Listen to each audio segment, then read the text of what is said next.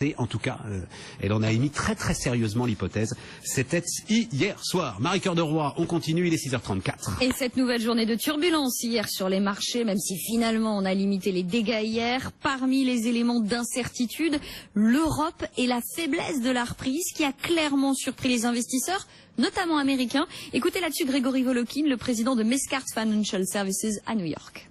Il faut surtout se souvenir, si je puis dire, qu'est-ce qu'on disait le 1er janvier 2014. Le 1er janvier 2014, vous écoutiez Goldman Sachs, JP Morgan ou tous les investisseurs, ils disaient « Il faut investir sur l'Europe, il faut aller sur l'Europe, vous allez voir, il y aura la reprise. » Par contre, les marchés américains, ils sont chers, il faut les éviter. Ils disaient « Il faut éviter la dette américaine.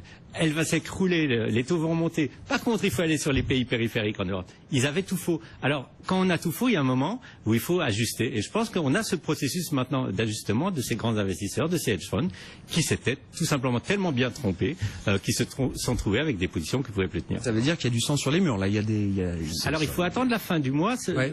Déjà, cette année, la moyenne des hedge funds, en tout cas aux États-Unis, n'avait pas une performance positive. Fin septembre, alors que les marchés étaient positifs. Maintenant, je pense que, comme vous dites, il y aura fin octobre du sang sur les murs. Et je dirais même, le signal que c'est la fin de la baisse, c'est qu'on va parler de hedge funds en difficulté. Alors à ce moment-là, on verra bien. Ça sera le moment de racheter peut-être. Sourire radieux de Grégory Volokin, le patron de Mescart Financial Services à New York. Ça, c'est le signe du gérant qui avait fait les bons choix, vous voyez, mesdames, messieurs. C'est assez cynique de sa part, mais je pense que lui avait fait les bons choix et coupé ses positions. Beaucoup nous disent qu'ils avaient coupé leurs positions. Alors là, lui, il est à New York, mais sur le CAC, sur 4100, 4200. Bon, c'est vrai que ceux-là ont le sourire aujourd'hui. Aux États-Unis, en tout cas, le débat sur la politique de la Réserve fédérale est lui bel et bien relancé, et c'est le gouverneur de la Fed de Saint-Louis hier qui